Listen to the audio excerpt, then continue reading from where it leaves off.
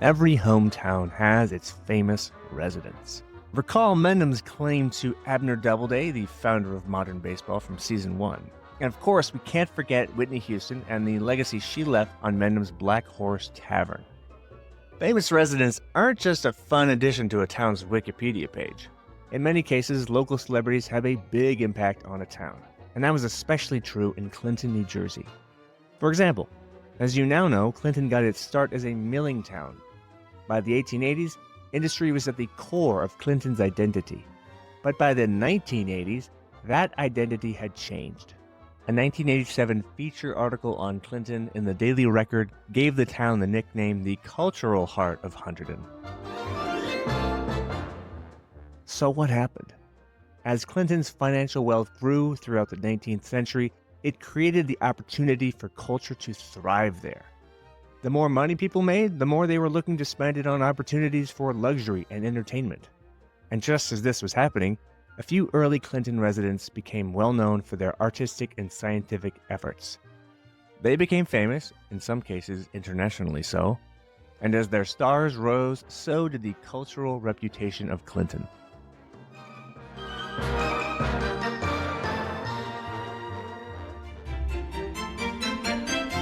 Welcome to Hometown History, a series about the iconic places and events that make a town someplace people call home. Stories that people can tell to their friends old and new about the places they live, did live, or will live. And today we have 3 stories about 3 early residents who shaped the culture of the town of Clinton. They are the singer, the painter, and the scientist.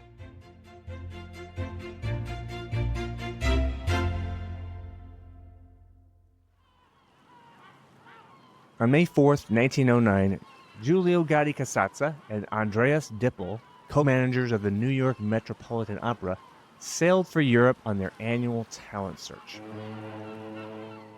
Before they left, the pair announced the singers they had already signed for the upcoming Metropolitan season, including its first singer who had never trained in Europe.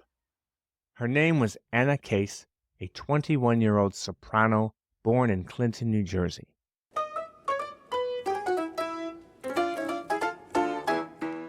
Anna Case was born on October 29, 1887. The decade of the 1880s was a cultural heyday for Clinton. A new branch of the Lehigh Valley Railroad was bringing an unprecedented number of visitors to the small New Jersey town. Clinton's brand new music hall was booking acts from big cities to entertain the populace. Now, to be fair, Anna didn't grow up in Clinton. Her family actually moved to the little New Jersey village of South Branch in Hillsborough Township when Anna was just 3 years old. So, while her biography will always state her birthplace as Clinton, to those who knew her, she was always Anna from Hillsborough. Does that mean we don't get to talk about her legacy? Of course not. So, back to 21-year-old Anna Case, born in Clinton, raised in South Branch, on the eve of her debut with the Metropolitan Opera.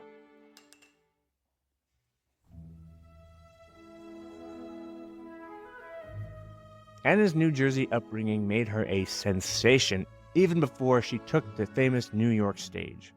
Not only had she never trained in Europe, she came from humble New Jersey beginnings. Shortly after Anna joined the Metropolitan, stories about her childhood began to appear in newspapers across the country. Yes, I sang in the choir of the Dutch Reformed Church when I was 9 years old. If I couldn't sing a solo every Sunday, even at the age of 9, I cried myself to sleep at night. And I had plenty to do, aside from singing and crying. Anna scrubbed floors and worked in the kitchens of her neighbors. She sold soap door to door and drove a hansom cab for fares to and from the local train stations. She even gave piano lessons for children in the evenings with a revolver tucked in her belt for protection on the New Jersey country roads.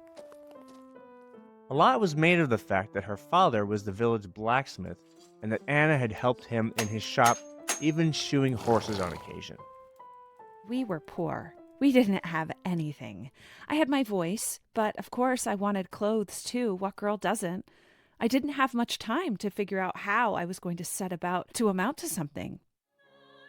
One day, after I had sung Holy City at a church sociable, a woman friend of mine, she was a friend of our family, suggested that I take voice lessons, said she and her husband would provide the money. They told me of Miss Catherine Updike, a teacher in Somerville, and I wrote to her for prices. She answered she would give me 2 lessons a week at 75 cents a lesson. And so twice a week, I went to her, going to the grocery store where my friend's husband worked, and getting the 75 cents each time. Those voice lessons must have paid off. Anna was recommended to a more experienced vocal instructor in New York, and soon she was performing at local venues in New Jersey and Philadelphia. One day, some friends asked me to go with them to Seagirt, New Jersey. It was the close of Governor Stokes' term, and we went to a reception for entertainment where I was invited to sing. Governor Stokes told me he had a cousin who was in charge of the music at the Bellevue Stratford Hotel in Philadelphia, and he asked me if I could go down and sing for him. The Bellevue Stratford gave a program every afternoon from 4 until 6 o'clock. I didn't have a decent thing to wear, but I borrowed a dress from a friend and a hat from another, and I went to Philadelphia. Oh, I sang every afternoon for a week.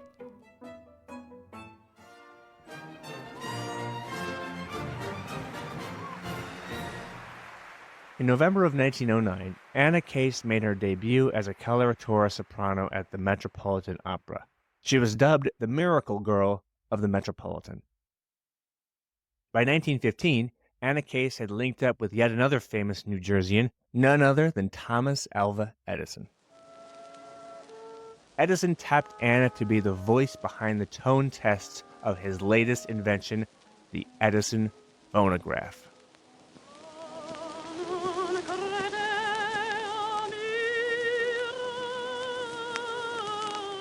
In auditorium demonstrations across the country, Anna would sing alongside a recording of herself and then pause to let the audience appreciate how close Edison's phonographic recreation compared to her real voice.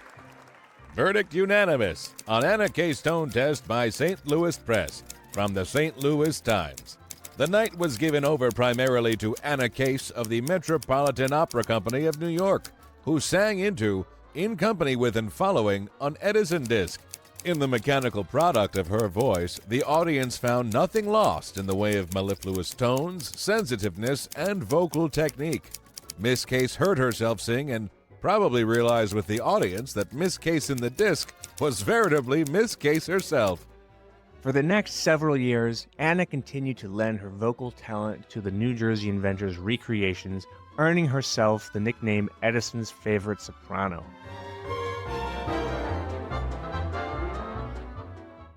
Anna Case made her last appearance on the Metropolitan Opera stage at a Sunday concert in the 1919 to 1920 season. But it was far from the end of her career as a famous singer. Throughout the 1920s and 30s, Anna still enjoyed celebrity status. She continued giving up to 60 concerts a year throughout the United States and overseas. But while Anna grew to be an international star, her upbringing and connections with New Jersey remained an ever-present part of her legacy. In the 1920s, she purchased her childhood home in Hillsborough and gave it to her mother. She gave an annual recital in Flemington, New Jersey, the county seat of Hunterdon, and even performed twice for the residents of her birthplace at Clinton's famous music hall. After her mother died in 1949, she kept her childhood home and used it as a country retreat, dividing her time between her New York apartment and Hillsborough. Perhaps local Hillsborough historian Greg Gillette summed it up best. Quote, "Unlike other New Jersey celebrities, past and present, whose connection to our state became more tenuous the more famous they became, Anna Case belongs to that group, which includes Frankie Valli and Bruce Springsteen, singers for whom the New Jersey of their youth became an essential element of their larger-than-life stories." Even though we have no proof, it would be reasonable to assume that Anna Case, while becoming famous in New York, could have rubbed shoulders with another up-and-coming artist from Clinton, New Jersey. This time, a painter by the name of Elizabeth Grandin. Elizabeth Grandin was born in 1889 in Clinton Township. Her path to becoming a well-known artist paralleled that of Anna Case, even though they came from very different backgrounds. Elizabeth Grandin was born into an old aristocratic family in Hunterdon County. Her father was a physician in the area, which meant that Elizabeth's love for painting could be nourished by private education. My art interest was started at a tender age with the present of a box of watercolors. When I was sent to boarding school in Morristown at the age of 9, the only bright spot in my long and tiresome day was being permitted to work in the studio between classes. As a young upper-class woman in the early 20th century, Elizabeth's parents expected her to complete her education at Vassar College. But Elizabeth had other ideas. In 1905, at the age of 16, she moved to New York City to continue her studies with the famous American Impressionist William Merritt Chase at his school. I was in his class for a month before he even saw me. The first time he spoke to me, he said, "Madam, can't you stand up?" I was terrified. A small girl of 16, a pink checked apron, a big bow in my hair, and a bird's eye maple palette in my hand. Being fresh from boarding school, I thought he meant I should stand up when the teacher entered the room. I was perched on a high stool, and he felt that was no way to paint. Despite her feelings of shyness in Merritt Chase's studio, Elizabeth's work apparently showed promise, because the following year, she became a pupil of yet another American painter, Robert Henri. In 1911, Elizabeth did something Anna Case famously never did. She moved abroad to continue her training in Europe. At age 22, Elizabeth arrived in Paris. For the next 2 years, she studied at the Académie Moderne, learning the techniques of Paul Cézanne. When I was exposed to the more advanced ideas of the modern painters then coming into prominence in France, I was drawn in two directions. The impact of the French painters was strong. There was no Henri there to take me by the hand and guide me, and I had to think things out for myself. Throughout the 1920s and 30s, Elizabeth Grandin was a stable, if not high-profile, presence in New York City. But her most important work didn't come in the form of painting. It was her advocacy of fellow female artists. The Roaring Twenties, with its speakeasies and jazz music and gangsters, was still a pretty tough time to be a woman. And being a female artist was even more challenging. Women had only recently gained access to the top art schools that men attended, and only a few galleries in New York City were willing to showcase their work. Success in the art world often depended on joining private clubs and studying nude models and spending late nights in the studio socializing and drinking. These were activities that women were largely excluded from. So, in 1925, Elizabeth and 12 other women founded the New York Society of Women Artists, an organization that still exists today.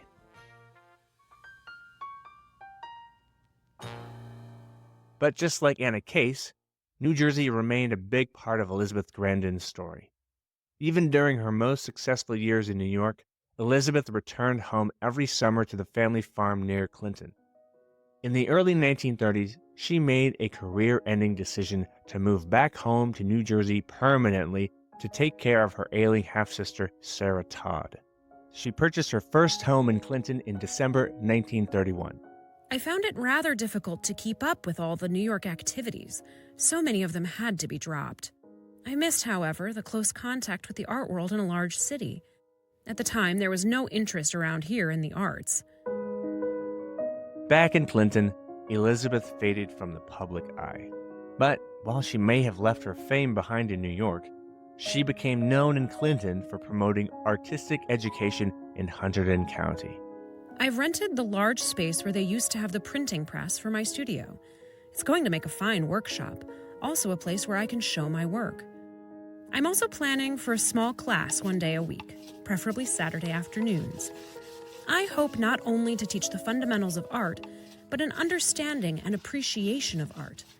Rather a large order, but one can only strive to do the best one can, and trust my little class will derive pleasure and benefit from working with me.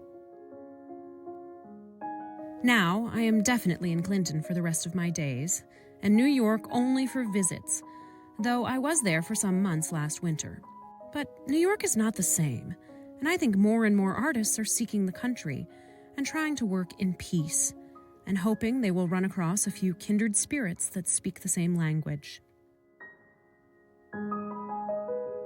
In the early 1950s, Elizabeth established a local art school for young adults. Throughout the next 2 decades, she gave talks at the Hunterdon County Art Center and Hunterdon Art Alliance. She also continued to paint recognizable scenes of Clinton from her home on Center Street. Its spot on the banks of the south branch of the Raritan, looking over towards the Clinton United Methodist Church, gave her some of the best views of her new hometown. But her biggest impact on Clinton had almost nothing to do with painting.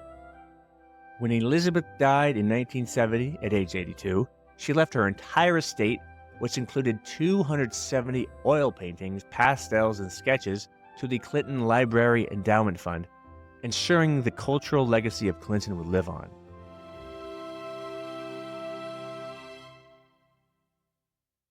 In 1889, the very same year Elizabeth Grandin was born, the Edison Electric Illuminating Company of New York hired one of its earliest engineers, a man named Isaac Kroll. At the time Kroll went to work for Edison, he and his wife lived in Jersey City, but they would soon become well-known figures in Clinton. For many years, the Krolls spent their summers in Lebanon Township in Hunterdon County. It became their custom on Sunday afternoons to take a drive through neighboring towns for recreation. On one of those Sundays, while they were riding through the streets of Clinton, Isaac Kroll noticed that the old stone mill on the east side of the Raritan River, not the famous Red Mill, was for sale, and he made up his mind to buy it. So why did Kroll have an interest in the mill? Kroll grew up one of 11 children, including 9 boys, in York County, Pennsylvania. He was an apprentice millwright when the Civil War broke out, and before long he joined the Pennsylvania Volunteers. After the war, Kroll trained to become an engineer. That is when Thomas Edison found him. Edison was in the middle of trying to make his invention of electricity go commercial. His first electric power plant on Pearl Street in New York City opened in July of 1882. When the illumination was begun, Mr. Edison stood in the workshop of the central office of the 1st District at number 257 Pearl Street in his shirt sleeves, superintending the work. Through the machinery, the men flitted about, busy as bees. Messengers came speeding in to say all was ready, and then the complicated apparatus was set going, and in a twinkling, the area bounded by Spruce, Wall, Nassau, and Pearl Streets, where the incandescent lamps had been introduced, was in a glow. There had been scientists who claimed the lighting of such a space by such a method was impossible, but the result proved the contrary. Edison was vindicated, and his light triumphed.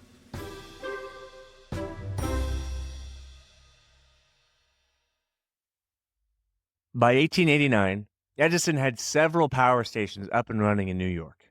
Kroll had worked at Edison for over 10 years when he heard rumors that the company might reorganize and hire only college graduates for top roles. That worried him since he had little formal schooling. So, Kroll began to look around for something to fall back on, and that led him to the mill in Clinton. In the end, Kroll wasn't let go from Edison Electric, but he had grown so fond of the mill and the town of Clinton that he decided to keep it. Not long before Kroll purchased the old mill, Clinton was undergoing its own introduction to Edison's invention of electric light. In October of 1889, the Clinton Electric Light and Power Company was formed. By May of 1890, a dynamo generated by water power was installed at Gullick's Mill. The problem started when power was switched on. On May 29th, 1890, the order was given, "Let there be light," and there was light. But, like the departed flame of a snuffed candle, its brilliancy was instantly displaced by the former darkness, when about 80 globes having a capacity of 100 volts each were shattered as the full force of the dynamo's 110 volts was turned into them. Apparently, Clinton still had a lot to learn about Edison's shocking invention. Luckily, the town would soon have a bona fide Edison engineer on hand to troubleshoot any future problems and to modernize Clinton's oldest mill.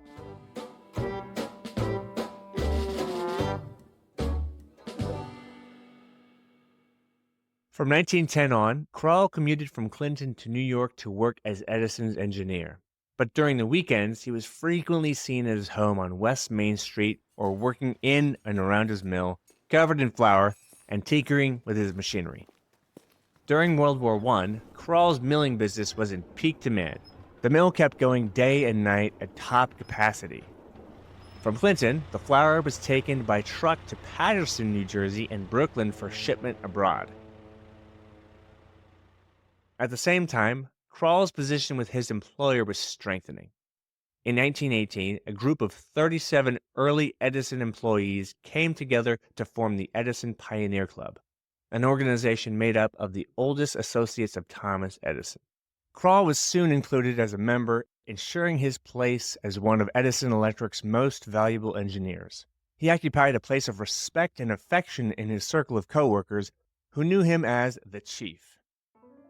In February 1928, the Edison Pioneer Club held a luncheon at the Hotel Astor in Kroll's honor. Kroll was 84 years old and a bit too frail for the journey, so Edison sent his own personal car to Clinton to pick up the guest of honor from his home. The guest of honor at the Pioneer Luncheon this year was Mr. Isaac Kroll, still actively connected with the New York Edison Company at 84 years of age. Mr. Kroll is the only living and the last ex-chief engineer of the old Pearl Street station. In the 40 years Kroll worked with Edison, he saw the development of electrical power rise from its infant stage to near ubiquitous use. But he was best known in Clinton as Mr. Kroll, respected citizen, and the smartest man in town.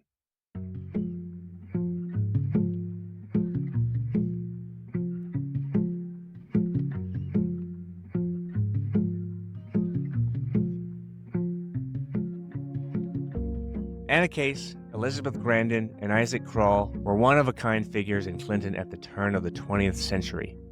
At a time when business and manufacturing were valued above all else, these three cultural trendsetters showed the people of Clinton that it could be more than just a milling town.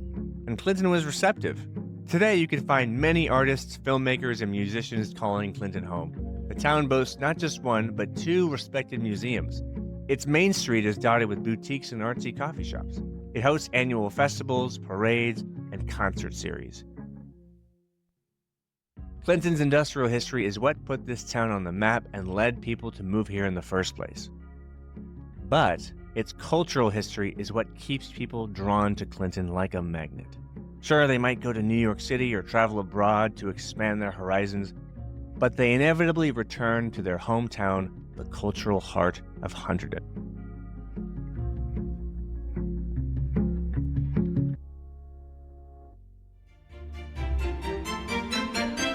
This episode was written and produced by Ryan Ross and Katie Feather. It was mixed and edited by Katie Feather. Our theme music is La Danse Timide by Howard Harper Barnes. Voiceover work in this episode performed by Rachel Boughton, Katie Hammond, Patrick Williams, and Matt Garavino. Special thanks to Dave Harding at the Hunterdon County Historical Society and Peter Osborne at the Robert Henry Museum and Art Gallery. For more information on Elizabeth Grandin, you can check out Osborne's book, Elizabeth Grandin, A Clinton Treasure. Information on Anna Case's life in New Jersey came from research done by Hillsborough historian Greg Gillette. You can find more of his work on the blog Gillette on Hillsborough. Check us out on our website at hometownhistory.substack.com and hometownhistorynj.com. Thanks for listening.